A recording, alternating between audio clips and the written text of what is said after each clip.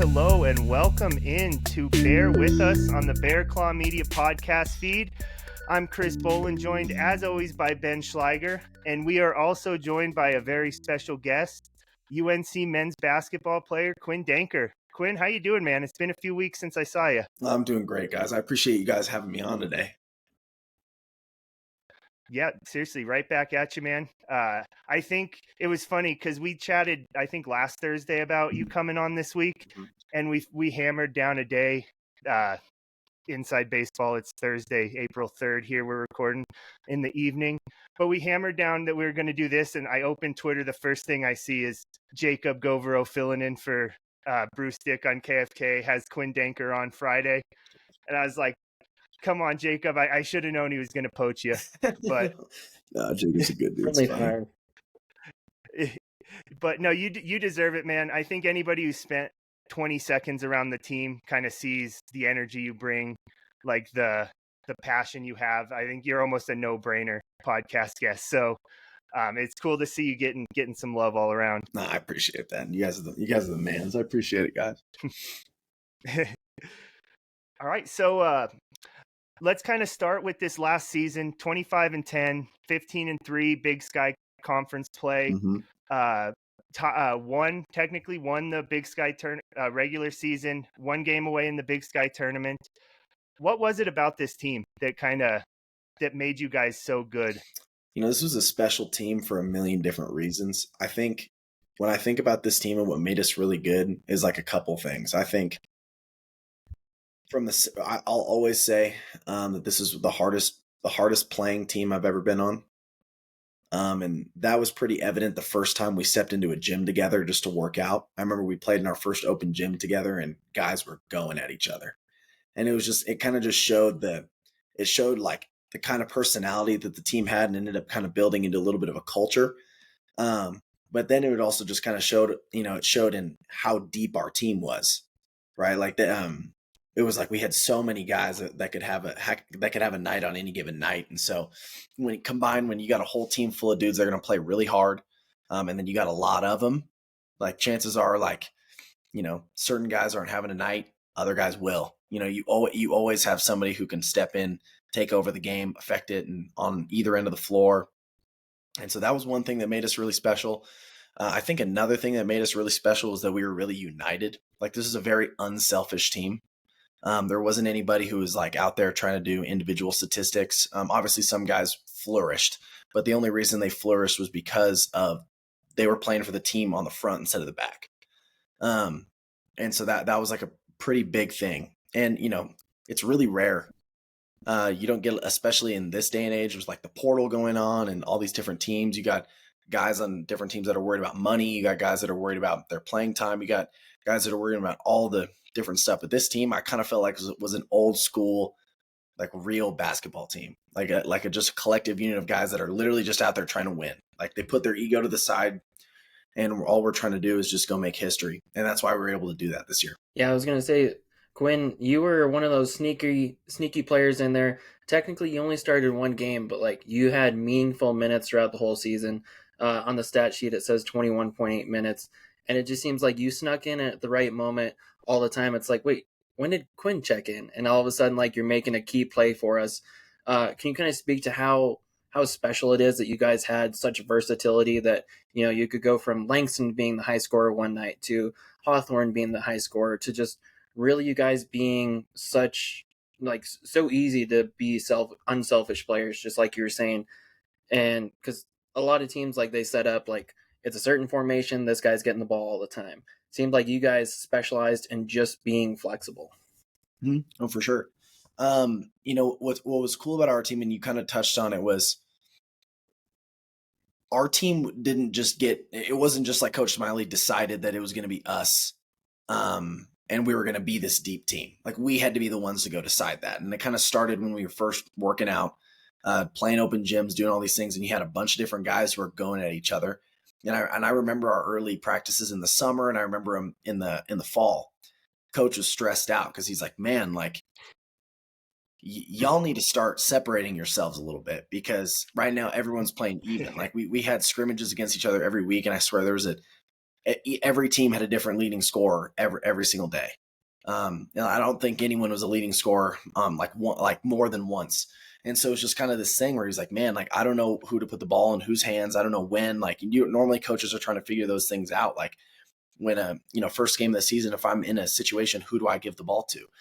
And it kind of just turned into this thing where like whoever's night it is, because we have so many dudes who can take over a game, can affect a game. Like Coach Smiley said all season long, we have 8 starters. So like, although only 5 get to start and hear their name called, we have 8. So at the end of the day, it's like, if one dude is in foul trouble, cool. Another starter is going back in the game. And it's just how it was. So I think that made us really dangerous because when we had to play teams and let's say we did have foul trouble or some guys weren't having their best night and others were, we didn't lose or take a step off in any single position because and we had to earn that. It wasn't given. Like we had to earn that. And so that was pretty cool about our team.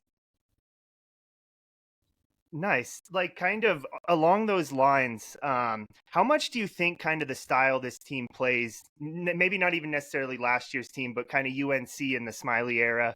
I know I got a couple times early in the season asking like, hey, like the 5 of the first 7 shots were threes. Was that like by design?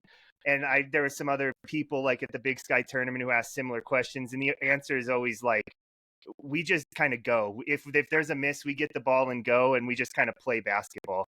Do you think kind of that like attributes to that same, it could be anybody's night, any night? 100%. I think like something that's cool about our team too, and the way coaches in our system is we're really predicated on passing the ball. We do have a lot of good players, so the ball's not going to just be in one player's hands. There's a reason we average as many assists a night as we do. And have as many guys who are averaging assists as they do because we pass the ball so well. And so sometimes like most of the time it's rare when coach draws up a play to end in a 3-point shot. So like at the end of the time, we led the country in field goal percentage for a reason. It's because we're trying to get layups. And so at the end of the day, like guys are just making reads. And then, if the defense collapses like they do, because they know we shoot that well, we're kicking it out for threes and we have incredible 3-point shooters. So teams kind of have to pick their poison when they're playing us because we led the nation in field goal percentage, but we're also leading the Big Sky in 3-point percentage. So it's kind of like you gotta decide which one you want to try to gamble with that night. Yeah, and Quinn, did you have a favorite game that you played in this season? Because you got really hot in February. That stretch of Northern Arizona, Montana State. You were getting double digits, really just all over the board. Any particular game that stuck out for you personally, and then also that stuck out as just a great team win? Oh, I think my favorite team win was the Montana State game at Montana State. Because that game was just, that was so fun to be a part of. How often do you see a team who's down 20 come back in less than 10 minutes? It was incredible. And obviously to see the shots that Marcel made that night. And then to see what was a crazy, this should tell you everything you need to know about our team. The second leading scorer in that game, I think, he was either the first leading scorer or the second leading scorer was Isaiah Hawthorne, who was cooking and brought us back. He wasn't even in the last 4 minutes of the game because we had 5 other dudes who were out there just like balling. And so it was just crazy because obviously Zay's first team all league doing all this other stuff. So like if you're a fan looking in, it's like, what is wrong with you? But at the end of the day, it's like you got 5 dogs out there who are just like diving on every loose ball, getting every stop. We're going. We took the lead. And so that game was so fun, and that comeback and that ending, it was just awesome. So that was my favorite team win. I don't know. I struggle with individual wins because I'm kind of a perfectionist. So I'm always kind of hypercritical of myself a little bit. So I don't know. Like, I think one that I also liked a little bit was I liked Northern Arizona. That was when at home. I thought that was a good game.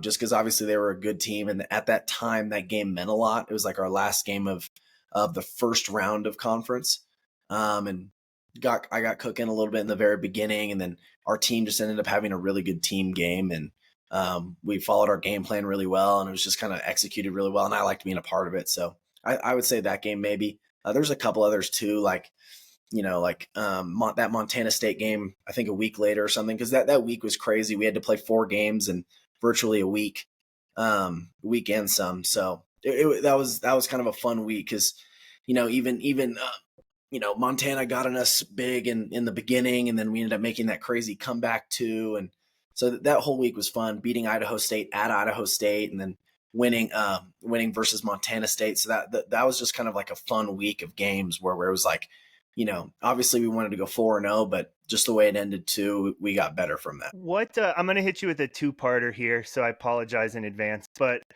first off, like, what kind of made Montana so tough? I know that first game they didn't make a ton of shots, and it wasn't over in the first 10 minutes. But for all intents and purposes, as a fan, it felt over in the first 10 minutes.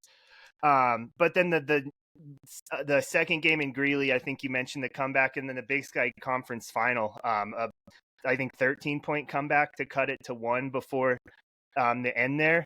Like, what made them so good? And then in that Big Sky tournament game, or that Big Sky final against Montana, do you think the fact that you guys had, like, you'd played so well in the 2 games leading up to it, and on top of that, both Weber and Montana State didn't shoot very well. Like, it was great defense, but they also weren't making a ton of shots. Like, do you think it was a bit of a regression back to the mean that, like, Montana shot 70% and you guys shot 65 in that tournament game? Okay, so the first part of that, I think what makes Montana very dangerous, and because they're an interesting team matchup wise. Obviously, they have a good post player like everybody else does, but I think the one guy that was kind of interesting for them was Pridgeon. He was their 4-man, and he's just kind of like a weird matchup because he's not massive, but he's a pretty massive built guy. And so he just kind of affects the game in a bunch of little ways and does some stuff for him. He's kind of a funky matchup to guard. But I think the thing that made them weird was that they had so many talented guards off the dribble. Because, they had Brandon Whitney, who we guarded as a driver because that's just historically what he's always been. And then, in the championship game, he wants to, out of nowhere, start with 2 threes. And so, Brandon Whitney was one of them, and he's obviously talented off the dribble and everything. And then you got Malik Moore, who can obviously shoot the crap out of the ball. Kai Johnson, who also got really good towards the end of the season. And then you're bringing off the bench, you're bringing Money Williams, who was probably a starter worthy guy. And then you bring in Austin Patterson, who's also proven at Sac State, proven player in the Big Sky League, can really shoot it. And so all those guys affected the game in a bunch of different ways. They would play all 4. They would play 4 of those guys at sometimes and just play small, and then they were really hard to guard. So I think that's what made them dangerous, was that they had so many versatile playmakers on the floor that could also be shot makers. That they're getting in the paint, drawing 2, and then that's all you got to do to be a good basketball player. Is if you can draw 2 guys to you and kick it and get an open shot for somebody, you're going to have a good shooter somewhere around you or a wide open layup. And so I think that's what made them dangerous, is they ran good stuff to try to get help penetration so they could kick out and shoot wide open threes. And they had a lot of good shooters who could shoot them.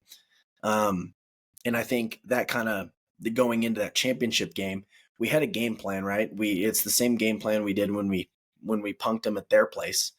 The only difference is they made shots, right? The first time they made a couple adjustments to certain ball screen coverages that we were doing based upon their personnel. And we also made some of our own adjustments as well, but they kind of started and they had their game plan, and our whole thing was we were gonna let their drivers shoot. We were not gonna let their snipers snipe. And that's just what it was. But then, you got to kind of change stuff when their drivers are now 4 for 4 in the beginning of the game. And so it was just one of those days. We felt like we were playing good defense. We also felt like maybe it was just a rough night for officiating purposes. Obviously we felt like it was just a little tight. And so, combined with them getting wide open shots at the free throw line, and we're giving up these certain shots that we knew that we wanted them to take, and then they were making them. So you kind of have to tip your hat off to Montana, because they played an incredible offensive game, and good offense is going to be good defense every day of the week. And that's just kind of how it was. It's been hard to swallow, obviously, but it's all part of the plan, and they were better that day. That's a great answer, and I Yeah, think it kind of Montana seemed to be the. Sorry, Chris, go ahead. Oh, no worries. I think that answer kind of not sums up, but it illustrates the difference of like a dumb fan brain versus like a player or coach who's in it. And I'm like, well, yeah, like Weber and Montana State shot terrible, so of course Montana was due. But you're like, it was the game plan. Like these very specific things kind of happened that pulled us out of things, and I don't really have a question with that. I just thought that was interesting, kind of that dichotomy between how like I think about it versus you and other guys on the team. No, 100%, and it's cool because obviously, obviously I think we have the best coaches in the entire country. Like I love our coaching staff, and I'll ride or die for them. And so they had put great game plans together all year long, and for all three of those teams, right? Because obviously we just had a nail biter with Weber State the week before, and so all we did is we adjusted a couple things, and that's the reason we were able to punch them in the tournament, was just because so we had to make sure. It's all about the start too. You need to make sure that the start goes well, because then that kind of sets the course for how, if you're either going to adjust your game plan or keep up with it. And so Weber State and Montana State, we were both on our P's and Q's from the beginning with our game plan, so we never really had to adjust it. And of course, the right things were happening too, obviously. So like the certain guys we wanted to take shots took shots and they missed them, and then certain guys that we didn't want to take shots didn't get them off. Like obviously, like Montana State, for example, that's like a perfect example of a game plan coming true, because I think their three best shooters on the team like didn't make a three or didn't even make a basket.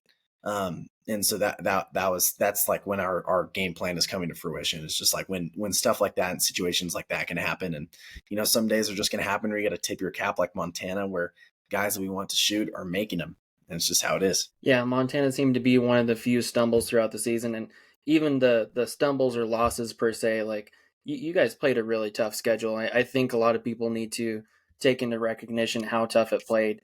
I mean, you guys made Tad Boyle work his ass off for his 200th win. You played Texas Tech pretty tight throughout most of that game, and they became an Elite Eight team. So besides Montana and a tough out-of-conference schedule, how rewarding and how exciting is it, at the end of the season to say you guys brought, quote unquote, the first regular season title back to UNC. Also, shout out to whoever made the 6 shirts. Oh, I love it. Those are good shirts. I've got like 3 of them now, and they're awesome. No, I think it was so rewarding. You kidding me? Because there's obviously I don't even really know. I just transferred here. So like, but there's a debacle with one Northern Colorado team that apparently won something that got revoked or whatever it was. But all we know is that there's a giant hole in our gym of where like a men's basketball banner should be. And the fact that we were able to now fill that, and get some hardware with it also is pretty special. So we're really pumped and we're proud of it. At the end of the season, we were the only team in the Big Sky that qualified outright for the NIT. And like at the end of the day, Montana got the best of us in that tournament game. But I think it was really special for us to see where we finished in the net ranking towards the end of the season. Like we were top 120 in the country, and the next Big Sky team wasn't in they were in like the 180s.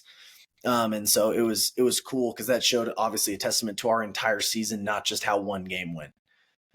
It was like, look, we were dominant all year long. We set all these different records. We nationally we did a bunch of really cool stuff, with like statistically, but just what we did and how we impacted the community here and at Northern Colorado basketball as a whole, was really cool. And we're going to be able to tell our kids about that someday, hang our hats on that. And, it was just a really special team and a special year to be a part of. Nice. How, like you mentioned the NIT, that almost gets lost in kind of the grand scheme of the season when I think back, but that's like legitimately that's so cool. That's like a really big deal for UNC, especially with all like the caveats of the average of these 7 metrics to like just qualify. how and then UC Irvine, it's 7:15, so they tipped off in the NIT finals 15 minutes ago. Mm-hmm. Like, how cool was that experience, even though it was just one game, like extending the season when most teams, if they lose in the Big Sky Conference final, at best it's the CBI. Well, it was really cool because, as you just said, there are only 3 teams from the Big Sky still playing. Montana playing against Wisconsin, us playing against UC Irvine, and then Northern Arizona was playing in the CBI. But it was really cool, I think, just because we were like, obviously we didn't win that game and go to March Madness and get the bid and everything, but we were able to qualify for such a high level tournament just because of how well of a season we had. And that was really cool. Obviously, being a California guy, I was excited when I saw UC Irvine. They were a good team, and I had followed them all year long because I've got a bunch of buddies that play in the Big West or coach in the Big West. And so, we knew they were a good team and really excited to go play those guys. And, that even that game, that was a game where we played really well. I talked about the Montana game, how it was just uncharacteristic of some of the things that happened in that game. But then in this game, what are the odds that the number one team leading the nation in field goal percentage misses layups? That's just how it was. Like, that was just like the funny thing you had to laugh about from the season. It was just like, we're playing UC Irvine. We had them beat. They ended up taking it over in the final 2 minutes of the game, and they kind of running away with it. And it is what it is. And they're obviously, it kind of shows people like, oh no, the Bears weren't a joke. Like, this team's actually playing in the NIT national championship right now. And so, yeah, it was just a cool thing. Are they playing Loyola Chicago or Chattanooga? I honestly didn't even follow that. I believe Chattanooga. Yeah. I knew until you asked. I was so confident until you asked, but I think it's Chattanooga. Yeah. No, yeah.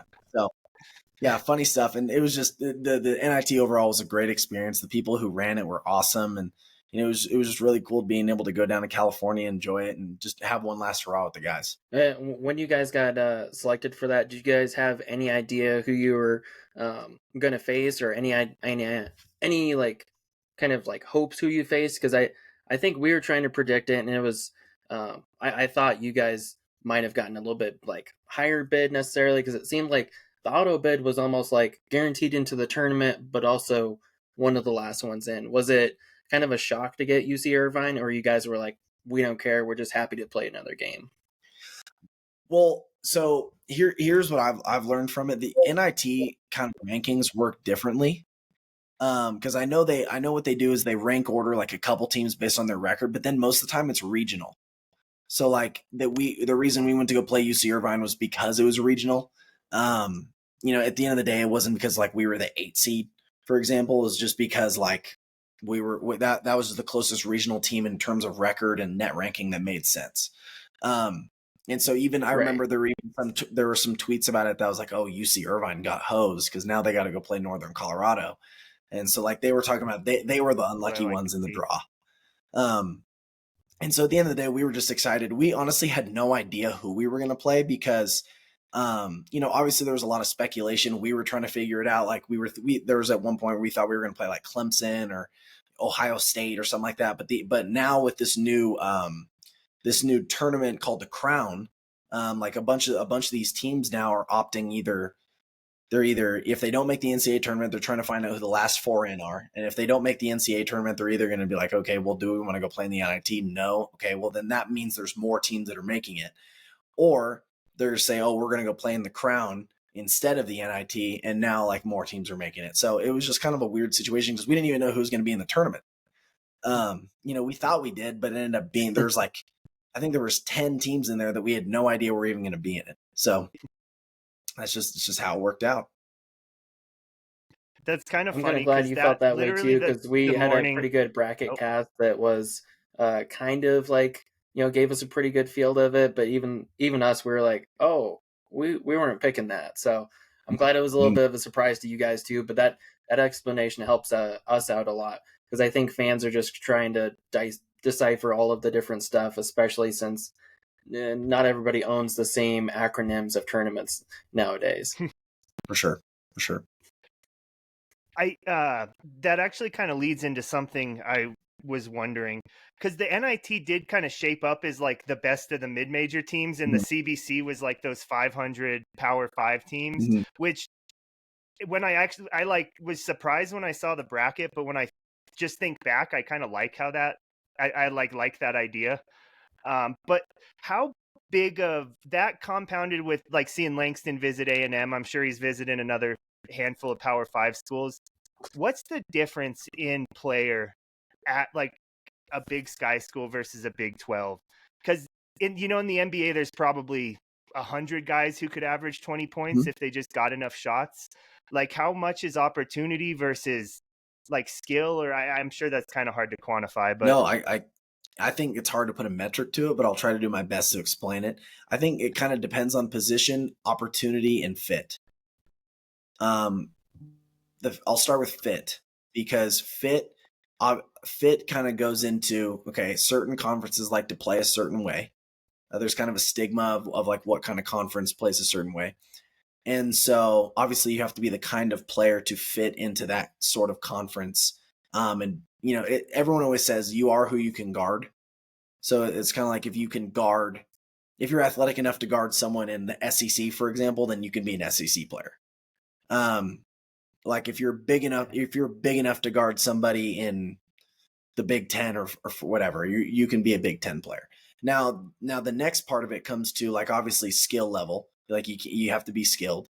But I would say based on position, the biggest difference is mainly in the bigs. Guards are really similar. Guards, I think it comes down to like more opportunity. Certain coaches like certain types of players. Like we've seen, there's several mid-major guys who then go on to go high major and end up killing. And there's a lot of guys that they recruit to high majors then end up falling into low majors because they weren't good enough at the high major level. So at the end of the day, it's like coaches will they find a guy they like and they try it out to see if it works. And if it doesn't, then there's a lot of shuffling that goes on. I'm a big believer that if you're good enough, if you're good enough and you try to seek the opportunity, then stuff will find you. Like for example, Langston, obviously mid-major player, is going to go to a high major. Why? Because he's a high major player. He's good enough. Like I think Jaron Riley, for example, really talented player, came back to the Bears. He could have easily left and gone up higher if he wanted to. I think there was even situations, I'll use myself, for example, like when I entered the portal from Idaho, there were quote unquote bigger conferences that pursued me, but I chose to go to the Bears because I wanted to win. And so and that was just kind of like the deal at the end of the day. Now I would say opportunity, I would say fit. Opportunity is another big thing, right? Because like, for example, Langston, he was going to go someplace where he's going to play. He's not going to go someplace to just get money and sit on the bench. So he'll go someplace he's going to play and then try to earn himself and try to prove that he should be at that level. So I don't really think there's that big of a difference in like guards and stuff. Bigs, it's just kind of like mid-major bigs are like 6'9", and high major bigs are 7'3". You know what I mean? So it's just kind of like, it's just kind of how it is. But yeah, I honestly don't think in terms of skill level, there's not that much of a difference, or a difference at all, because we see guys all the time. That's why there's Cinderellas in the tournament, is because really good mid-major teams will come in and they'll play against a high major team that thinks they're really good, and then the mid-major team will go punk them and show them exactly that's like no, we're on equal playing field here. This is the March Madness tournament. We made it too. So that's why that stuff happens. It's fun to see, and that's how some of these guys make their legacies, because it's like they were nobodies or someone that fans had never heard of, and then they go punk a big school, and so it's cool. I was gonna say, talking kind of a little bit about journeys. What was some of the things that drew you to UNC? Because you definitely have an interesting journey. Starting at Cal State, San Marcos, going up to Idaho, and then coming over to us. Can you talk about a little bit like what brought you through your journey to each school, and like why UNC was like, especially nowadays, it's kind of like a stigma almost to transfer within a conference. Just kind of curious what brought you to UNC. Yeah, for sure. So I'll start with my journey. I was a COVID guy, so like I graduated high school in 2020. I had college opportunities to go certain places, and they kind of just halted all at once, because when places that I was interested in going to and attending, had to call me and be like, hey, Quinn, for some reason, the NCAA just gave us our seniors an extra year of eligibility, so we no longer have a spot for you. And so it's just kind of like that. That's kind of what happened. There were some other options I could have gone, but ultimately I chose to, can you guys still hear me? Yeah. Well, yeah, sorry about that. Ultimately, I think you're all good. Ultimately I chose to go to a prep school. So I actually went to a prep school for a year and was kind of like, I don't know what's going to happen with COVID. I'm just going to kind of move my own way, see what happens, just get better for a year. And then after that, I ended up going to a junior college because I just still was kind of unsure about what was going to happen. And the former St. Mary's assistant, actually, who lives near me back home in California, took the West Valley College job in San Jose, California. And so I had known them for a while because St. Mary's was the team that recruited me in high school. And so I was like, you know what? I trust this guy. I've known him forever. I'm going to go play for him. It was one of the best decisions I ever made because he made me better. His name's Danny Yoshikawa, and I love him to death to this day. He's one of my favorite coaches of all time. And so he that junior college was one of the best experiences because we were really good. We got to win. We made it to the state championship. We went undefeated in conference, and it was just a really cool experience.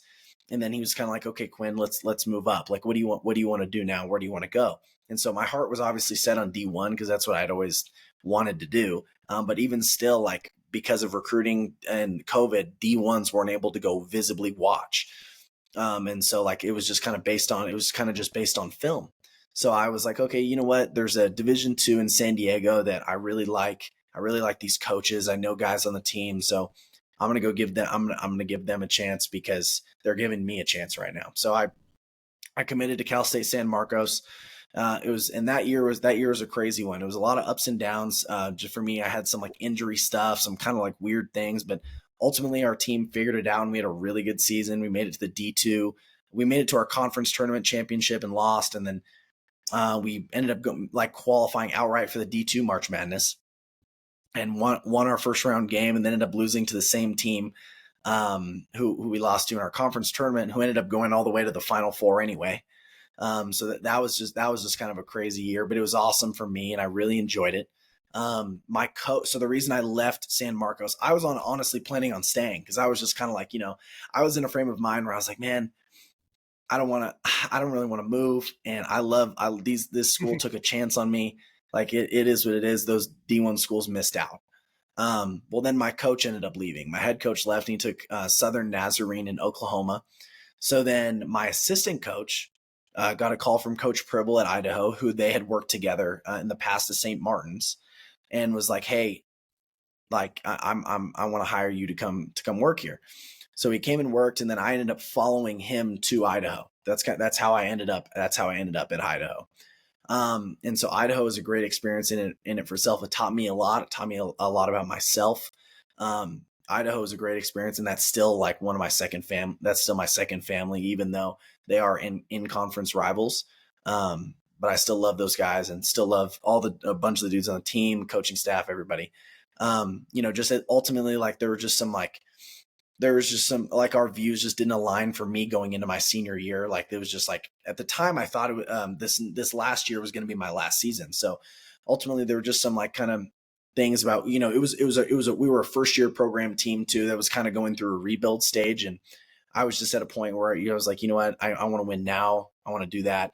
So I left, entered the portal, and immediately Coach Smiley reached out. It was actually Brett Klopfel first. And so I got to build a connection with him, talk to Coach Smiley, and it was really good conversations, kind of hit it off with those guys right away. Obviously I admired the way they played when we played them during the year. Loved the brand of basketball that they were doing over there. And so I was excited about that. Coach Smiley was very honest with me during the recruiting process of how stuff was going to go. And, I kind of took a risk and was kind of like, look, this school has their starting backcourt returning. But at the end of the day, I want to go win games. So in whatever capacity and role that was, like I was the leading scorer at Idaho the year before, and had a really good game against Northern Colorado the year before. But I was like, you know what, I'm going to throw my ego to the side and I want to go be a part of something bigger than myself. And so that's ultimately what led me to Northern Colorado. Was they had this plan. the whole plan was based around winning championships. And there was no fluff to it, no window dressing. It was all about, no, we're here to win. Whatever that looks like, we're here to win. And that's what I wanted to be a part of. And so I said no to a lot of other situations and even some money and stuff, and was like, you know what, that's not what I'm interested in. I'm only interested in winning. So that's what brought me to be a Bear. Nice. You mentioned the JuCo coach recruited you at St. Mary's. Pribble knew the UC San Marcos coach. When we talked in Boise, I think you mentioned knowing like a bunch of guys on Northern Arizona. Mm-hmm. I think earlier in this pod you mentioned having a bunch of buddies in the Big West. How important are those relationships? How small of a community is the general college basketball community? That's my favorite question. I think the most rewarding thing of this entire journey that I've had that's been crazy and moving to a bunch of different schools and everything is the amount of people I've been able to be connected with, and getting to build relationships with people, whether it's in the portal, whether it's playing with them or against them. So like, you know, what kind of started the foundation for me was prep school. You know, like a bunch of those dudes that I played with on my prep school team are now either in the Big West. There's guys everywhere else, all around the country. And so it's been fun to be able to follow those guys. When I got to junior college, obviously Yoshikawa was connected with St. Mary's. And so I knew those guys a little bit. And three of my teammates, one of my teammates actually was playing for the Big West. Here's a crazy connection. My teammate Mahmoud Fofana, from West Valley College, me and him both left. And Mahmoud went to Cal State San Bernardino, and I went to Cal State San Marcos, and we were in the same league. San Bernardino was the 1 seed, San Marcos was the 2 seed. San Bernardino was the team that we lost to twice. They were the team that we lost to in the conference tournament championship and the team that we lost to in the Final Four. Their head coach, Andy Newman, who's also a West Valley guy, is a really good dude, and he recruited me to go to Cal State Northridge with him, where Mahmoud ended up following him to go. And so I've been connected with the Big West that way, and I still talk to Coach Newman and Mahmoud all the time because they're both really good dudes, and they're doing something special over there in Northridge. And so it's just been really cool to be able to follow different people along the way. San Marcos, obviously, Coach Pribble recruited me when he was at Seattle U, and then when I was at West Valley. And so he, a couple years later down the line, I'm at San Marcos. His former assistant, who's working at San Marcos now, used to be at St. Martin's, is now my coach. And so it just kind of ended up being this full circle thing where it's like, damn, this guy I used to recruit and my former assistant is now under the same roof. So when he got the job at Idaho, those were some of the first calls he made. So it was pretty cool. It really is weird how it's just such a small community, you know. Chris and I were talking about if UNC had a coaching tree, who would it stem from? And oddly enough, I think the majority of our tree goes from Northern State, right, Chris? Yeah, I think they would probably, at least Smiley and Houston Reed would consider themselves Don Meyer guys. For sure, I'd imagine. For sure. They 100% would. 100%. Yeah, no, they. Right. It's funny because when we first started, obviously me and my dad's a coach, and so when we first started researching Northern Colorado and doing our own stuff, my dad is a Don Meyer geek, and he just, because he loves to study basketball, and so he's got all these darn basketball books and all these different things. And I remember we were digging through our garage, and he's like, I think I have a Don Meyer book. And I was like, oh, really? And so he pulls out this Don Meyer book. I snap a picture and send it to Smiley, and he goes, no way. No way. I wrote that book. And I was like, oh no, you didn't. Smiley jokes. He's funny. But no, it was just funny how basketball is such a small world. And you mentioned Northern Arizona too. That was a school where I'm friends with one of the players on their team, Carson Tout. And so it ended up just being this funny thing where everywhere in the league, I swear every team we played, I had a connection with at least one person on the team one way or another. Sac State, for example, EJ Neal is one of their best players. I played with him at Idaho. Montana, for example, Tajon Sawyer used to be my teammate. Tajon Sawyer and Austin Patterson, we kind of grew up together, all playing in the Bay Area. My teammate at Idaho, D'Angelo Minnis, was Kai Johnson's teammate at Western Washington. And so there's a bunch of different connections like that. One of my really good friends growing up, Michael Mitchell, played at Pepperdine with Malik Moore. And so it's just, there's connections literally everywhere all the time. And that's what makes basketball really fun is it's not all the time. It's just about, who's going to be the better team that night. It's like, no, I get to go compete against my friends. I get to go compete against people that I care about. I get to go compete against people and just see who the better guy is that night. It's fun. You kind of started that on talking about your dad being a basketball coach, just a basketball nerd. What is it? Because all year long doing pirate radio, calling games, you would do something fundamental. I'd be like, that's the coach's kid, man. Like, it's natural. But what does that actually kind of entail? Like, I'm sure it's different for every son coach. Sure. Coach Smiley's kind of going through that something, or will be soon. But then also your dad, did he primarily coach women's basketball, exclusively women's? Does that like add a different level of kind of whatever it may be? Yeah. So my dad, I'll just start with the background. My dad, he coached. So like he was a pretty young coach and kind of wanted to get into it super young. So like one of the first opportunities he had when I think he was like 22 or 23 years old was he became the women's coach at Idaho State. So he coached at Idaho State and he was a big Sky guy and then kind of just worked his way up and stayed in the women's game. Ultimately he went to Santa Clara and then he actually met my mom when he was coaching at Santa Clara. She sang the national anthem. And so he like left his huddle mid game to go talk to her. And that's kind of like the funny story there. Cool. But I ended up getting born. He's got the riz. Yeah, exactly. No, like you get 2 minutes to go pull a girl. Crazy. No, but no, it was kind of cool how my dad in 2001 or 2 or whatever it was, they made the March Madness tournament. And so I was born on March 14th, 2002, the day before they went and played in a March Madness game in like Louisiana or something. And so I was born in San Jose, California. My dad watched me get born and literally hopped on a plane to go meet his team to go play a March Madness game. And so it was just a crazy thing. And since that day, I've been kind of just engulfed in it. After that, we moved to Fort Collins. He actually coached at Colorado State. And then he eventually left the women's game and started doing professional men's. So he was coaching professionally men's overseas and was doing that kind of stuff. And he started working with USA Basketball and was bringing a lot of pro teams like college guys and like G League guys and stuff like that to go play against pro teams overseas, which then led him to he now owns a scouting service. So he'll scout for NBA teams, he'll scout for college teams, he'll scout for pro teams. And that's kind of like what he does alongside. He coaches high school and he runs an AAU club in San Jose. And so that me ultimately explaining that is saying every single step of the way of my life, and this is just how we did it because every son-father relationship is different for basketball, but I've been playing for him since I was a little kid.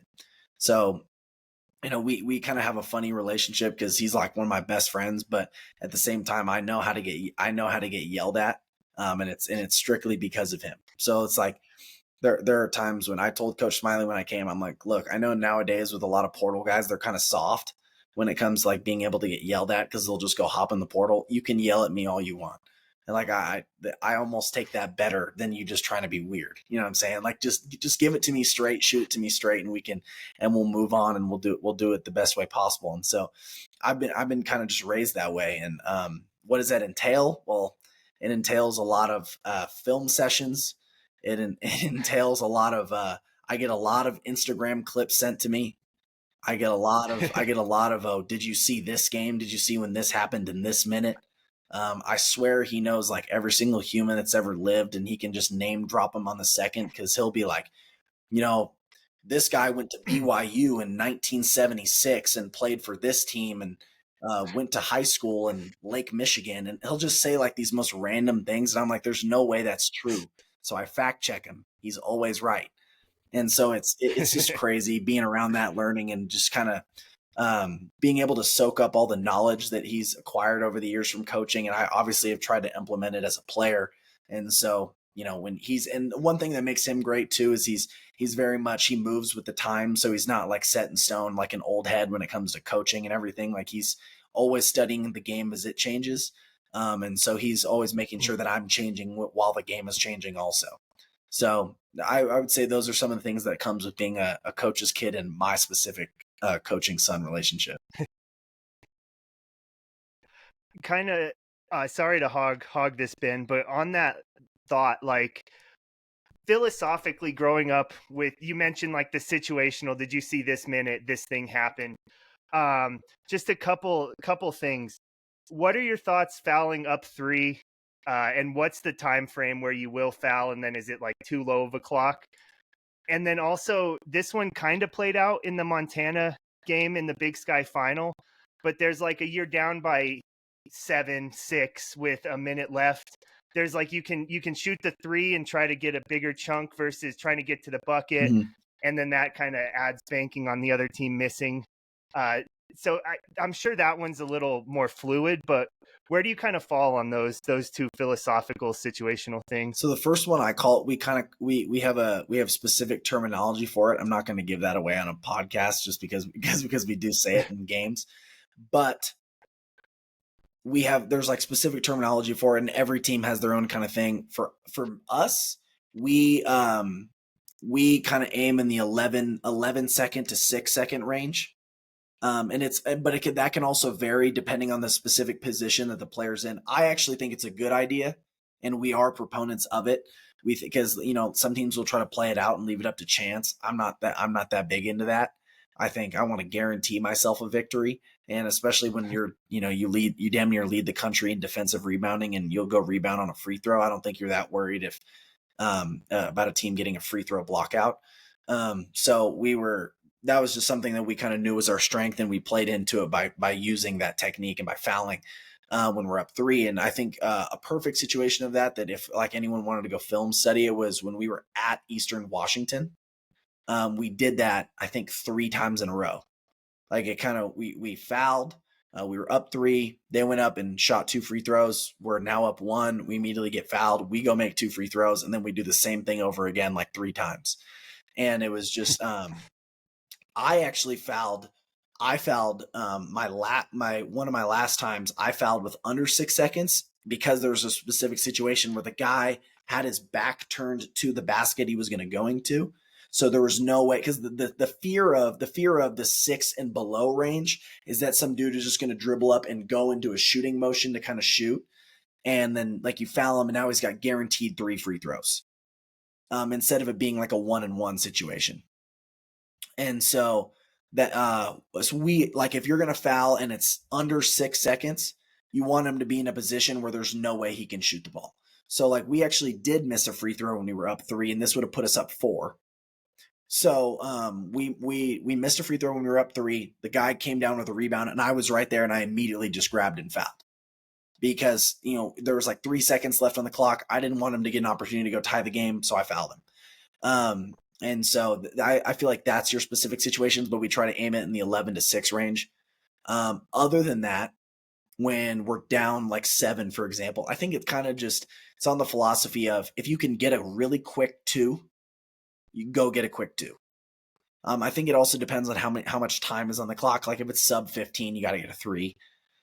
You got to be able to make the point differential matter in one way or another. Cause you're down 7, you go finish a layup, you're still down 5, and you got to foul them. And now they're going to go make 3 free throws. They're going to go get to shoot 2 free throws and make it 7 again. Cause if you can go get a quick 2, I would do it, but otherwise you got to go make a 3 and try to make it 4. Just in the off chance that they miss a free throw, and then I can try to jump into somebody and get an and 1-3 and make it a 4-point play or something like that. Because otherwise there's no chance to win regardless if you're down 5. But ultimately it's just kind of a fluid thing. It depends on how much time there is. I also think something that plays into it is once you do score, what do you do then? Like, are you trying to deny people? Are you trying to just foul immediately? Or, well, what our strategy was in the Montana game was we were trying to go for a steal first, because I think they turned the ball over like twice. And so we were trying to go for a steal first and then foul. So it's just kind of those situations. It's something you have to communicate with the referees also. Like, because a lot of times the referees will just think in the intention, because they're trying to help you in terms like if you're trying to save as much time on the clock as humanly possible, and you touch a guy because you're telling them you're trying to foul, they'll blow the whistle, But if you're trying to go for a steal and they think you're trying to foul, they'll just call it, and then it might screw up your plan. So you have to communicate with the refs a little bit and let them know, like, hey, we're trying to go for one trap, but if you think the trap's too aggressive, call the foul. But if not, we're trying to go for one trap and then we're trying to foul. And it's just there's a bunch of nuances and little details like that go into those late game situations. Yeah, that's awesome to have kind of like a play-by-play of how you guys are thinking and what's going on, because the fans were just like, score, like do what you gotta do, win. So like that really gives us an idea of like, okay, this is how they're breaking it down. This is kind of like what they're going through at that point in time. I got two questions. One, I got to know, how did Pops do in the March Madness game? I think they lost that game. I think. I don't quote me on it. And if he's watching this, sorry, Dad, I don't really know. So like, yeah, I think they played. We'll just have him comment below. He can be encyclopedia for us. Exactly. Yeah. No, that's awesome. And then second question, I'm going to ask you a hard one. This is the only hard one I'm going to ask you, and it's not basketball related. Okay. You got to compare and contrast Idaho and UNC. I want to know who's got the better dining halls, who's got the better like living situations, whether you're in the dorms, off campus, and like just around town, like activities you could do in town or, within an hour or two. Jeez, you're trying to get me in trouble. Not in trouble. We won't fight you if you don't choose UNC. We know Greeley has pros and cons. Well, see, I'm just gonna give you the pros of both because I actually loved living in both places. Okay. I think Moscow is awesome because it's a small town. It's not as big as Greeley, but it has everything that I think you could need in a small town. It's awesome. It's got obviously got all the shopping kind of stuff. It's got a cool little downtown with a bunch of really good restaurants. Shout out Palouse Juice. Red Star Coffee was a coffee spot that I used to go to all the time, like every single day. And it was one of the best spots you could go to. They've got some really good They've got some like good restaurants. I loved this Thai food place called Suchata's. So they've got great food over there. And I think just like having that really cool downtown area, I thought that was something that made it really special. I lived off campus in both places. And I honestly really liked my living situation in both places. I live the Maddies here in Greeley, and I really like the Maddies. They're really localized, so I can get to the gym really quickly. I've got a Chipotle across the street. Like, what more could you ask for? So it's kind of a good situation for me personally. Just, this is something that matters to me a little bit. It doesn't matter to as many people also, is I have a lot of food allergies. So like I'm gluten and dairy free. And so like for me, like having certain food is kind of clutch. So like having access to a Chipotle right there where I can virtually eat everything is pretty big time. So like, I think Greeley might have the knock over Idaho in that sense, just because Idaho just as a state doesn't have as many things that I can really eat. Now, like obviously there's stuff I can eat, but like there wasn't as many like restaurant options of stuff that I could have. But like both places had really good food in their own right. I felt like Moscow may have had a couple more places that were like going out to eat restaurants, but overall Greeley has like every single restaurant imaginable. So I really have enjoyed living in both places. They're both really special in their own right, and I'm really loving Greeley, which is why it's the only school I've stayed at in my journey so far. Nice. I gotta say, what's your second favorite besides Chipotle? Anything local that really just hits the spot? Oh, in Greeley? Okay, so I'm gonna put everybody on right now, and I'm still trying to get a deal done with these guys, but it is what it is. This restaurant honestly is above Chipotle by a big knock for me. There's a couple. I'll put on a couple places. Chili Thai is a Thai restaurant that's on the border of Evans and Greeley, and it's right next to Mosaic Church, and it is absolutely incredible. I go there maybe 4 to 5 times a week. And that's not a joke and not an exaggeration. Every single dude on the team thinks I'm crazy, but I literally do it. And so I usually get either the chicken pad thai or the pineapple curry, and it's magnificent. And then, Oak and Maple is it's a breakfast waffle place that's literally in my building. And it's awesome waffles. The owner, Matt, awesome dude. And so they have gluten-free waffles. So I go there just to be able to have a gluten-free like waffle breakfast, and I love it. Across the street is Daruma's Sushi, which I really like because I'm a big sushi guy, like a lot. Being California and everything, sushi is big time. And I actually enjoy Daruma's Sushi. It's a good spot. So I like that one a lot. Obviously, I like Chipotle. Yeah, I would say those are my plugs for the day. Nice. Not to pocket watch by any means, but I believe Richmark owns apartments at Maddie, one of UNC's biggest boosters. Is you get a little rent money as part of that NIL deal? Well, we'll see. We'll see how we'll see what happens. I think yeah, good guy, really good guy, really good guy. Loves the Bears, loves Bears basketball. So we'll see if he wants to clutch up for the broke college kids. I don't know if that's Arlo or which Richardson I think it is. I think it is. Talking to you, I advocate for you giving Quinn free rent this year. Me too. So me too. Me too. Actually, kind of on that note, we talked a bit about this in Boise, and your answer surprised me a little bit.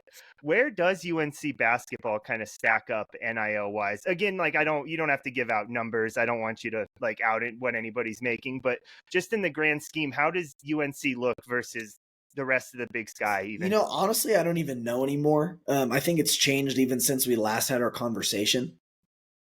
Just because I know there's some teams in the league that don't have NIL. But there are other teams now that have a lot of NIL, and it's even just changed the last couple of weeks. Like it's just kind of how it's the way of the world now. Things are always changing, and that's one of them is how much money you have to give to players, and it's just kind of a thing. And now along with NIL money is incentives. So like if you have if you have a deal with like a food place or whatever, like you can, that's part of NIL is like, oh yeah. Like for example, one of the boosters in Northern Colorado is Roma Pizza.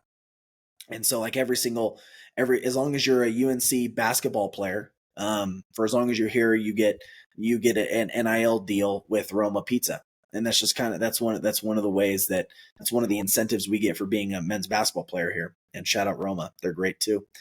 But no, to answer the question about the league, it kind of changes all the time. Like I won't throw numbers or anything, but for example, Sac State just fired their coach and hired Mike Bibby, the new NBA player and everything. And I know the reason they did that was because a Sacramento Kings guy or whatever, wanted him there. And so he ponied up a bunch of money for Mike Bibby to come in and be the dude. And so he gave him a bunch of NIL money or whatever that looks like.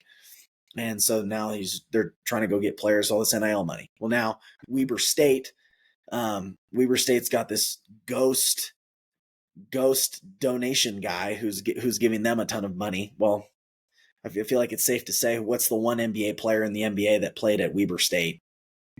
Damian Lillard, right? I think it's pretty safe to say, but who knows? At the end of the day, you never know. There's somehow a bunch of these schools are coming up with NIL money, doing all this kind of stuff. At the end of the day, it all comes down to who can put the ball in the basket.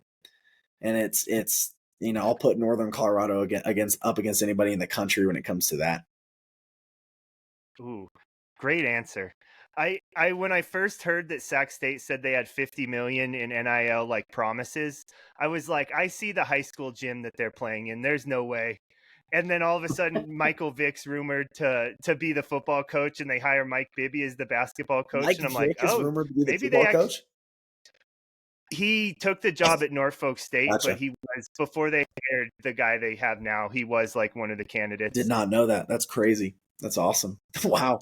I was like, maybe they do have 50 million just lying around somewhere. If these are the names they're going after. Well, yeah, and they've got they're building the new basketball arena. I don't know when that's going to be finished or anything. Would obviously love to play in that next year because I was looking at the design of it. I think it looks pretty cool. There's some stuff going around. I honestly don't know the details of it. You probably know more than I do about their football team moving conferences or moving from FCS, FBS, whatever it is. And so, yeah, no, I know there's a bunch of movement over there and different stuff in the league. That's, to me, it's just a bunch of noise. And our team's just trying to plug it all out right now and just focus on the Bears and how we can get better right now to get back to where we were at and go win. At the end of the day, that's what we're focused on. Nice. Last question for me. Chris, go ahead if you have more questions.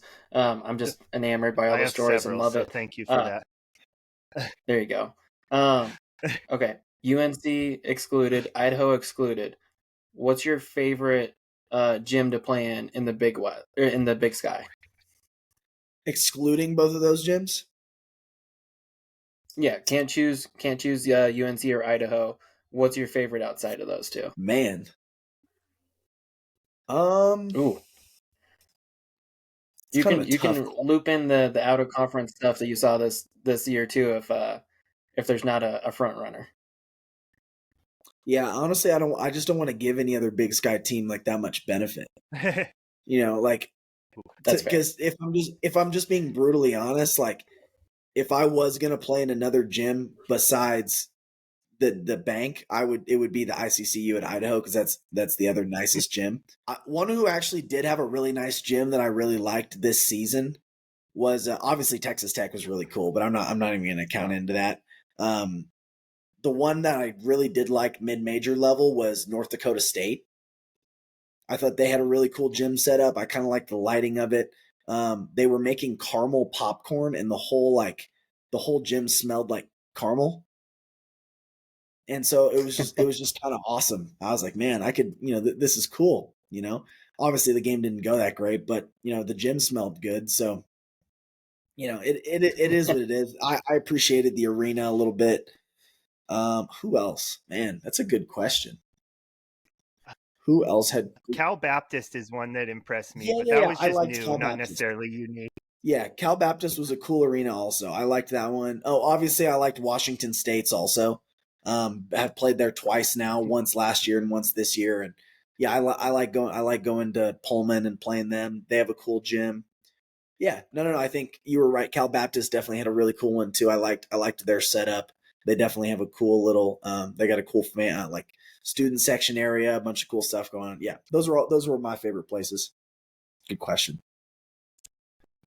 Nice. Well, first off, if you do need to go, normally there's a timer in the corner somewhere, but I don't know how long we've been going. If you need to dip, please, no worries at all. No, we're all good. But if not, I have a sick. So I have a couple kind of all over the place, I think. Hit me.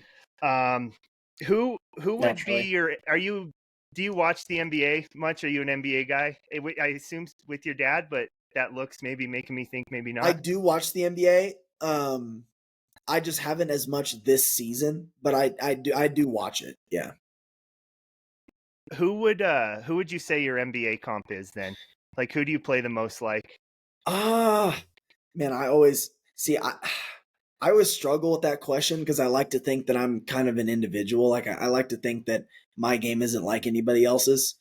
So when I answer this question, I kind of just base it off of what other people say.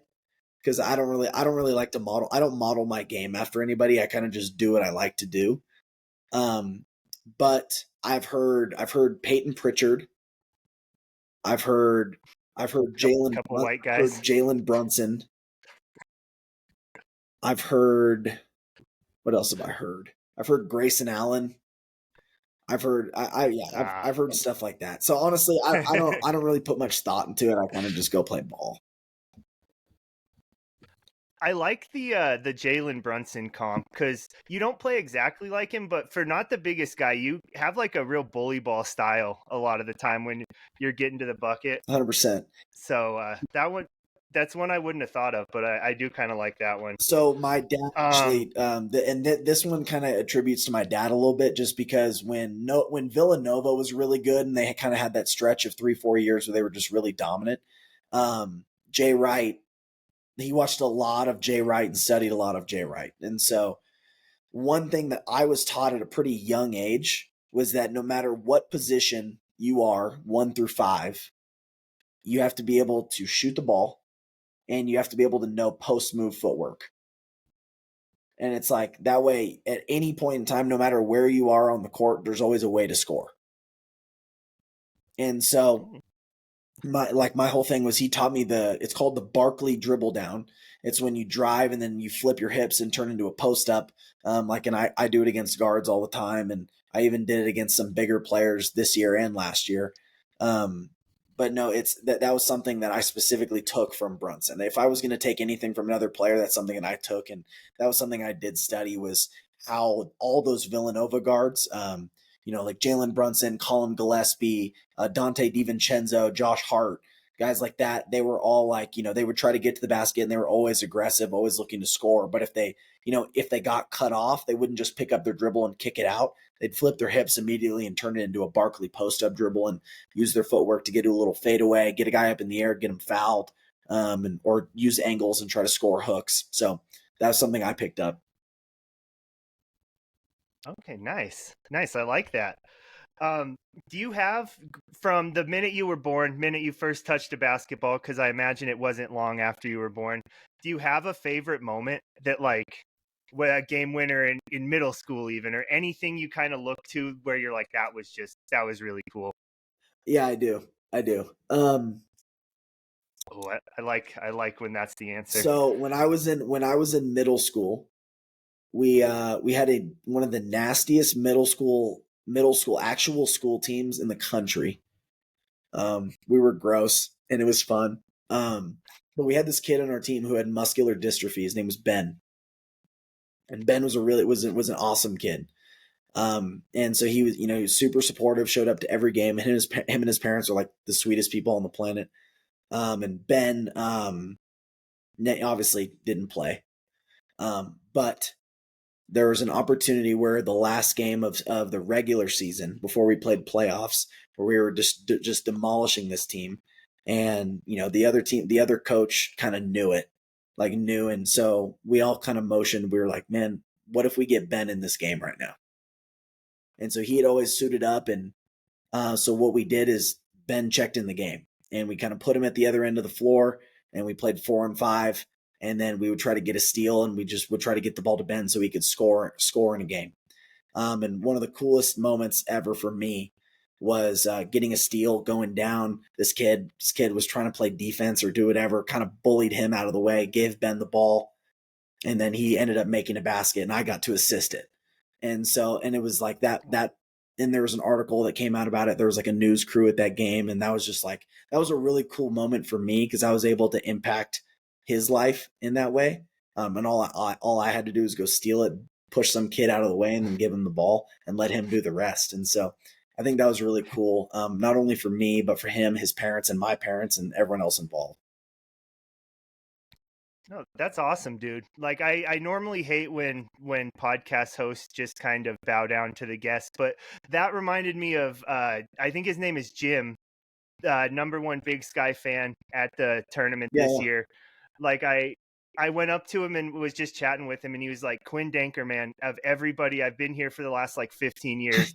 He's the only person that's ever come up and said like, hey, how you doing? Like, good to see you again. And I think it also kind of ties into it's more than just about basketball. It's about the people, the relationships for you. So 100%. If I can make you as uncomfortable as possible. No, it was, you just said something important too, because something that made our team really special this year was our faith. I don't talk about it a ton. I try to as much as possible because it's really important to me, but it's also equally as important to this team.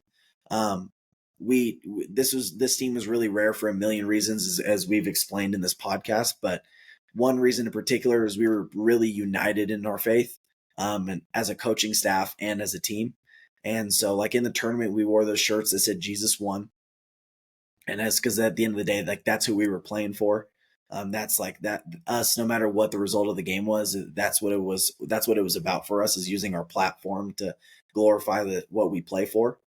And so, for me, it's never been about like, okay, if I were to die today, what would it be about? Would it be about all the different accomplishments that I accomplished, or like the games that I won, or the shots that I made, or would it be about the people that I touched, or the people that I was able to talk to or build relationships with or connect or bring to Christ or whatever it was? And so for me, like that's one of the things that's most valuable about the basketball experience is nowadays people get too, it's one thing to be competitive, because I think I'm more competitive than every single person ever, but it's one thing to be competitive, and then it's one thing to, just try to, just try to zone in and just be so locked in on yourself that you forget to take in the experience that you're going through. And then how there's other people, and you're not just the main character in this thing called life. It's about like really spreading the love, doing whatever you can to expand the kingdom. That's what I like to say. That's awesome. And kind of on that, it feels like a lot of that core is actually coming back. Like I just off the top, I remember you and Zach especially wearing those shirts or those warm-ups. But then along with kind of you called this like an old school group playing for the front instead of the name on the back. That seems to have played out with basically everybody coming back next year. Like not everybody. Langston's graduating, Jaron or Langston's transferring, Jaron and Isaiah are out of eligibility, and I think Victor Lukic Gavrich is also hitting the portal. Victor and Tayshad. Oh, Tayshad, thank you. That was the obvious one I was missing. But like in this era, I think the fact that you, Brock, Zach, Egan, Marcel are all coming back, like that's got to kind of speak to a lot of the things we've talked about here. I imagine it's just, it all kind of feeds into that same ecosystem of what makes this program successful. 100%, because it's not a selfish thing. Guys really love what we're doing here, and it's really special. I love being a part of it, just because every single day it's just a lot of fun. These guys push me and they make me better, and I like to push them and make them better. And so it's an environment where I feel like since I've gotten here, I've learned so much about myself. And I've been continuing to grow in so many different ways on and off the court. I love these coaches and I love this team because all of them are really like my family. And, this is like one of the first teams when I've truly felt like head to toe, every single person within the organization. I could really say that about. And so it's been really cool, really special. And it speaks volumes that we're, like you said, in this era of basketball where everything's about money or playing for the name on the back or whatever it is, that we were able to retain as many high quality, talented players as we did. And so that's, I think that speaks volumes about what Northern Colorado is about. Nice. Ben, if you have anything, please just feel free to cut me off because I will keep going.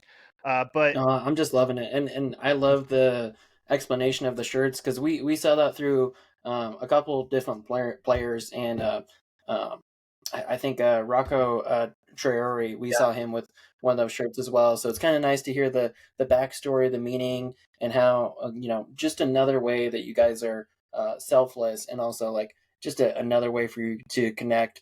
It's easy to see how this team is tight knit's not even I think a word that really justifies at least the appearance that you guys have and the feeling you guys have with the team. So it's nice to know you guys have something so special, plus a lot of success. It's like an even more hardened and solidified experience. Well, and you mentioned Rocco also, and Rocco's a really good friend too. He's an awesome guy, and not only has like those shirts united our team, and obviously what that shirt represents is not just about the fabric; it's like what it represents. But not only has that like united our team in a way, but it's united the school in a way. I think we now all the teams are really connected because it's not just the basketball team that are wearing those shirts. The whole football team is wearing those shirts out to workouts today. Like it's snowing outside, and the football team is still in the field repping Jesus won. Volleyball's in the gym repping Jesus won.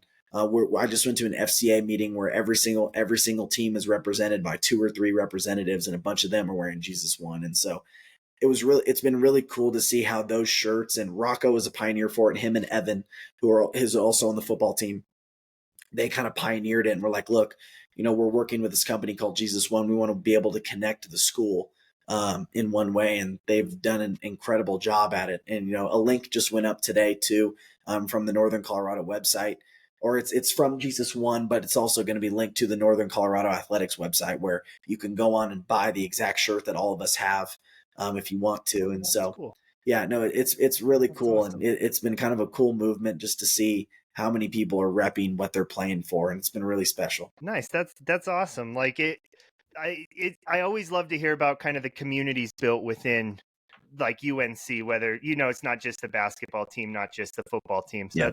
that's awesome to hear. One thing Smiley mentioned on the competitor pod, what he does with Brady every week, but just kidding, shout out both of them. He mentioned that you were very active in recruiting players out of the portal, which, after knowing you even in like the limited capacity I do, I'm not in the least bit surprised that you'd be one of the ones leading that charge. But what does that look like from a player trying to like convince, maybe it's somebody you played with previously, maybe it's somebody you're like, that dude's a dog, we could use him here. So wait, so Smiley said this on Brady's podcast? Yeah, it would have been maybe after the Irvine game. I don't know what week that would have been, but he said you were one of the main kind of drivers of like players that were kind of going out and recruiting portal guys. Smiley's funny, man. I love that guy. No, basically what me and him did is we had a meeting and we were kind of just like, hey, what's our goals for next season? Both had the exact same goals, not a surprise. And so at the end of the day, I was like, okay, well, if certain guys enter the portal, certain guys are graduating, what do we have to do to get back to where we want to be? And so that's so important for me in this time of like we've been talking about time and time again, it's all about money. And so a bunch of people are leaving and looking around for different reasons. And so as my job, it's already hard enough on the coaches having to talk to agents and negotiate money and do all this crazy stuff, that I was like, you know what? I want this Northern Colorado team to be even better than we were this year, which I don't even like. That's the ultimately goal is you want to get better every single year, right? So what do I have to do? I'll take the time out of my day to go talk to dudes that I know. One of the, like we talked about earlier, one of the perks of me going on this journey of being at several different schools, I made so many different connections within different leagues. And so there are guys that I've built relationships with.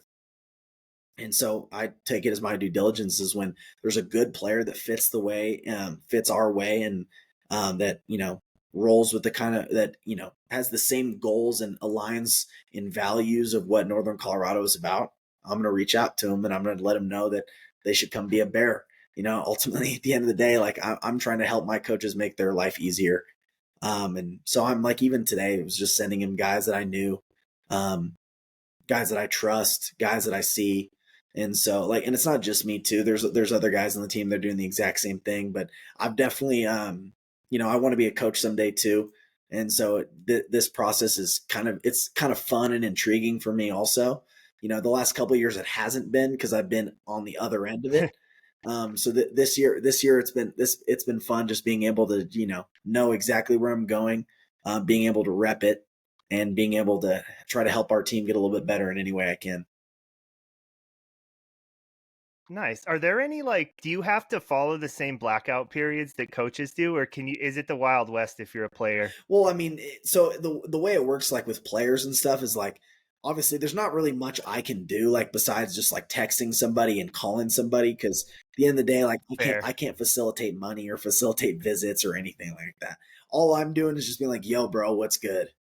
Or just like talking to certain guys and, or calling somebody that, so for example, I could go call one of my buddies that I grew up with who's playing across the country somewhere else and just enters the portal. I'm like, yo, he just entered the portal. I'm going to give him a call.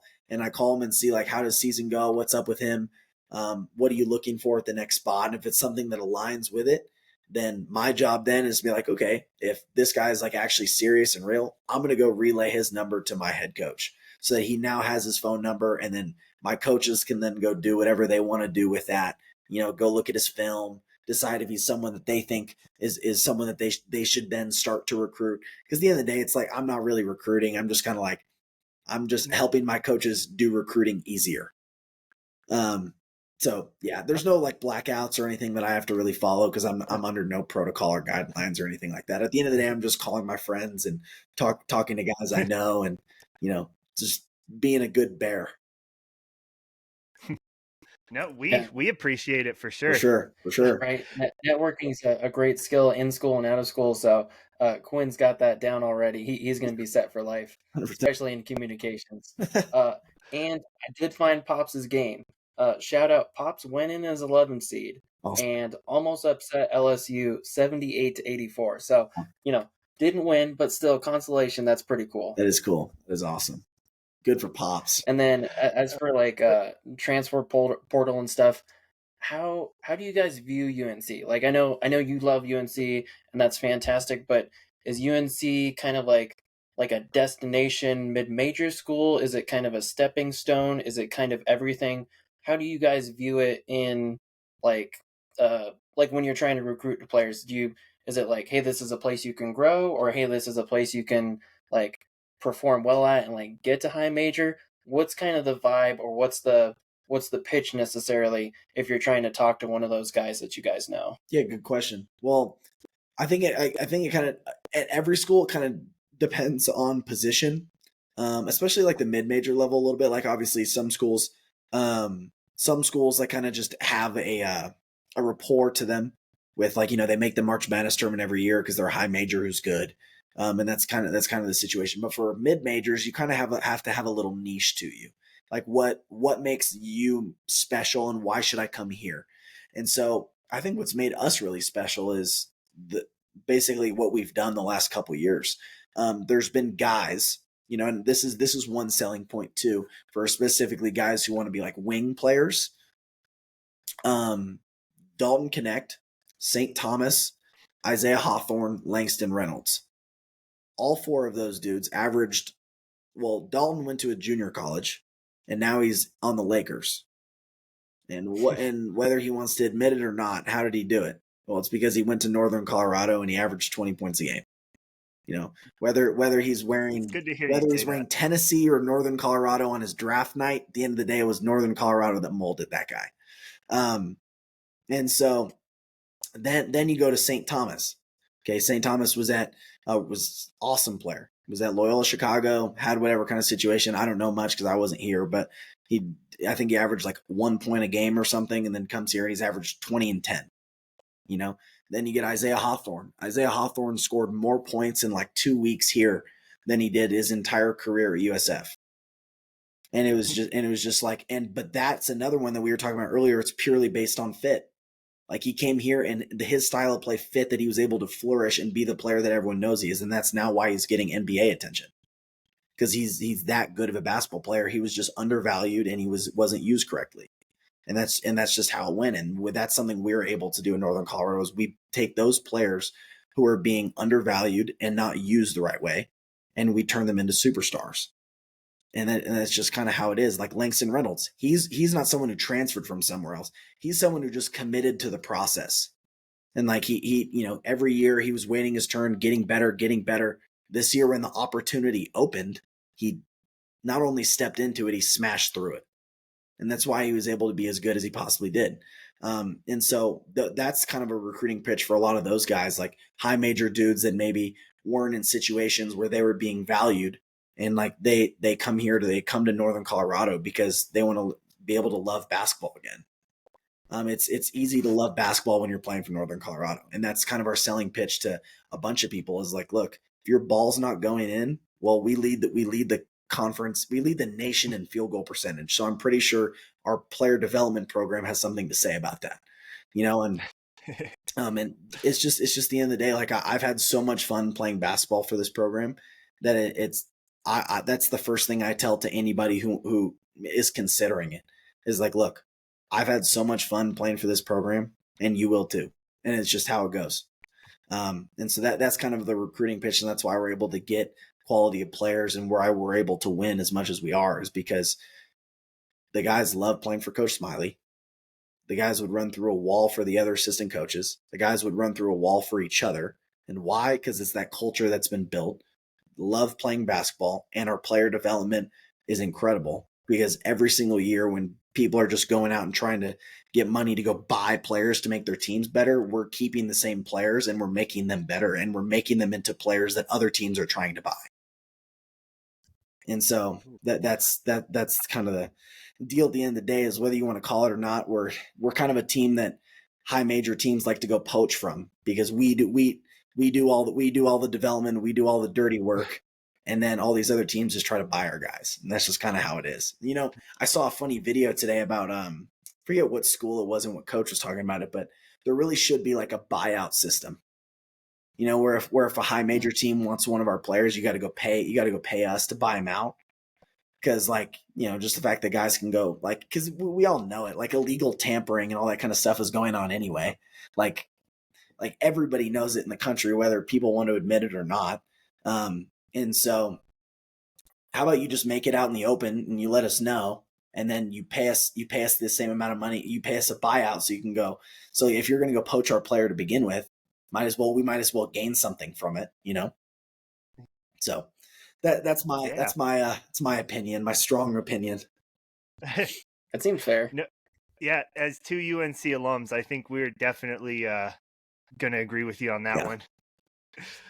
But kind of possibly that next, I'm not super familiar. He was listed as a power forward, but maybe that next guy who kind of comes into UNC as a transfer and flourishes, Ibu Yamazaki. I hope I said his name right. Just saw he committed today. I can't directly tie a connection between you two, but I wouldn't be surprised if it's there. What do you know about him, and what should maybe we know about him as fans? Well, I was actually Ibu's host on the visit. So I just want everyone on the record to know that I'm currently 1 for 1 at Northern Colorado. So I'm gonna, that's great. But no, Ibu's a great player and a really good person. We're really excited to have him because of he kind of fits into our culture of being a high quality individual that's also really good at basketball. Japanese kid. He was born and raised in a city that's right next to Tokyo, Japan. Played at Radford the last couple of years, kind of had some injury stuff that, he's a super talented kid, and we were kind of just lucky enough for him to land here as it was. We think he was under recruited a little bit because he is super talented. He kind of fits our mold. He's kind of a 3-4 kind of guy and can really shoot it. Super talented, super athletic, wants to win. He's all about the right things. And so we're excited for Ibu coming in to be a part of this group that we can go ring chasing with. Then any young players that maybe either redshirted, didn't play? That's a little bit weird because I don't know if Luka Kolchig and William Hume are technically young players, but any one that maybe you kind of expect to make a leap this season? For sure. Or maybe it's the Langston type where they go from a bench player to the star or something. Well, I think obviously I like to we had 8 starters. So I think the 3 guys that you can consider starters or not are now stepping into different roles and everything, right? Me, Marcel, Egan. Now we whoop-de-doo. Now we get to hear our names called or whatever the situation is, right? All 3 of us are now going to have bigger roles stepping in forward, and as we continue to grow and everything else, so that is what it is. We've all. The thing is, all 3 of us have kind of proven. We're all kind of proven in different ways. Like Marcel was player of the week in the Mountain West. I obviously was the leading scorer at Idaho, which is in the same league. And so we've kind of proven ourselves, and we're excited to see what we can do and do together next year as we're trying to get back and do the same exact thing that we did this year. And we're really excited about our core. So as far as just returning guys that have already played, it's just at the end of the day, we're stepping into it and we're not changing a thing. We're just trying to go win. But I want you guys to remember the name Arik Mauyen. I want you guys to remember that because I've been trying to remember how to pronounce that last name for about 5 months now. Arik Mauyen, he's an absolute stud. He's killer, and he's going to be an all-league player when it's all said and done because the kid is really talented. He's really talented, can absolutely shoot it. He's going to dunk on you, and I can't wait for you, Chris, when you're doing the announcing stuff to be able to be like, and Mauyen just punched some kid. And it's and that's how it's going to be, is because he's going to go fly through the air and he's going to dunk on people. And I'm really excited to throw lobs to him. So that's what I'm excited for. I think Arik's going to be an absolute stud. He's mature. He's an older, he's a redshirt freshman, but he's really mature and old. So I think that'll be great for him. That'll be great for us. Another one who's a young puppy who I think will be really good is Hunter Caldwell. We talked about him Hunter a bit. Caldwell. I think, dude, if I could describe to you where Hunter was at when he first got here to where he's at now, you would not believe me. He's one of the hardest workers on our team. He's an absolute stud, and I'm really excited to see the growth of this kid, especially playing behind guys like Brock and Egan. Like his development that he's going to be able to have in these next coming years is going to be a stud. I 100% guarantee it. Another one that I'm going to shout out because I think he's such a high quality basketball player who's really good, really talented, all about the right things is Roddick Homer. You know, he's a Colorado kid. He went to Mount Vista. You know, he was a decorated high school player, and he just, you know, his opportunity is coming because the kid is real. You know, I think personally he's already one of the best defenders on our team. And no, he's showed some real promise, and so I think that kid also has a chance. So I could speak highly of a bunch of different guys on our team, but I'm just really confident in what we have coming back, and it's just it speaks volumes. And I think it's going to be interesting for people because I anticipate again next year. I think the Big Sky coaches, because they never seem to get it right, I think they're going to then anticipate, and they're going to be like, oh, Northern Colorado loses Langston, Jaron, Isaiah, and like they lose all this stuff. Like we're, you know, maybe they're not going to finish as high as they do. Well, it's because they don't know what we have coming back. They don't really understand it, right? Because we didn't go buy players like the rest of them or poaching other Big Sky players and stuff. Like we're all we're doing is just moving everyone up one spot, right? Because that's what we've been doing the last 3 years. That's what we did this year. You know, Langston Reynolds was on the team last year. What did he do? He just stepped up a spot. It was an absolute killer. So we're really excited about what Northern Colorado has in store for not just this year but years to come. Also, Nice. I always love a Roddick Homer shout out because I almost feel bad calling him sneaky athletic, but that kid he can jump. Like he is no, I'm telling you, like he is sneaky athletic. Actually, I don't feel bad saying it now that I think about it again. Here's like a layup line favorite. Here's my thing with the sneaky athlete thing is because I would quantify like myself as sneaky athletic because like, you know, now jumping's jumping, but I'm like super strong. I'm fast, can run for a while. But Roddick is athletic. Like that dude, if you just watch him in pregame warmups, like you don't have to like that dude's athletic. You know what I'm saying? Like he's doing stuff that neither dude on either side of the layup lines are doing in layup lines. And so it's just kind of like, man, and you know, we do this thing actually, and I'll give him another shout out because I love Roddick and that's my dog. We do this thing called the Hunger Games. And it's a competition, and we do during the summer, and it's like weight room stuff, and there are a bunch of weight room competitions, and you get points for how you finish. And so Roddick actually won the Hunger Games this year, which is crazy, right? Because it's weight room challenges, it's athleticism challenges, it's a bunch of different stuff, and Roddick won the Hunger Games. And so that just is a testament to how athletic he truly is. With all the different crazy athletes and different kind of people that we had on our team that specialize in different stuff, like me and Brock Wisney, you put us on an assault bike and we can do some stuff. You know what I mean? But those things suck too. Oh, they suck. They suck. You give Zach Block chin ups and he'll do them for days. You know what I mean? But Roddick Homer, he's just kind of a dog. There's no other way to describe it. He's a dog. And then for Hunter, do you think he projects as like a guy who could play alongside Egan in a couple 100%, years? Because I know 100% he did. Coming out of high school, his numbers were interesting because it was like 5 rebounds, but shot like 57% from 3 or something. Yeah. Just ridiculous at like 6'10". Man, and he's improved more and more on his 3-point. Like I legitimately think that Hunter will be a high level pick and pop big in this league in a couple years. Just because well, in practice already we like to call it burning your face off, like when you make threes in someone else's face. And Hunter does that a lot. It's almost to the point where it's like, maybe this kid isn't really a big, maybe he's a big sniper.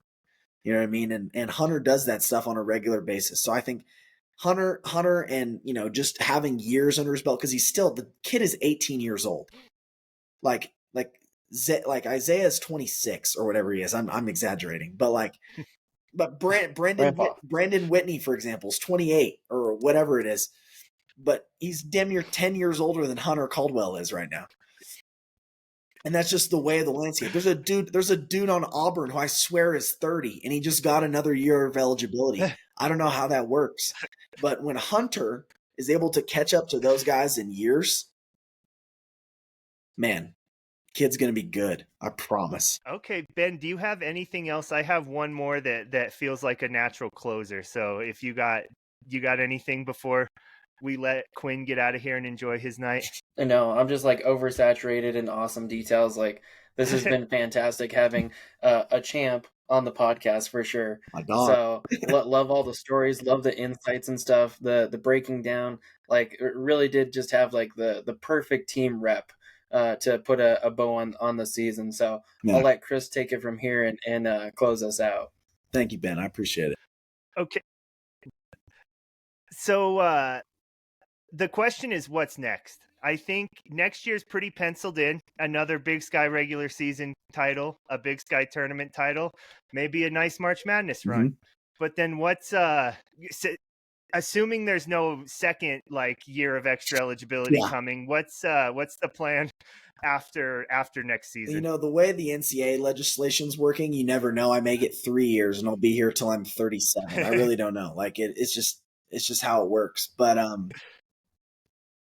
man, I'm you know, I'll tell you the growth that I've had from this year and something I've learned about myself. Something I've learned is that my entire life I've always tried to be in control of everything. I've always tried to control my own destiny. I've always tried to control the way the games go, and I've always tried to control the outcome of everything. And that, you know, it was a good thing for a while until it wasn't anymore. And I realized that I can only control what I can control. And all the uncontrollables, I can't do anything about that. And so I think as far as my future and where it lies, I want to be playing basketball for as long as I humanly possibly can. I want to play as high a level as I humanly possibly can. And I literally mean playing in the States. Like that's my dream at the end of the day. And that's what I'm working for every single day.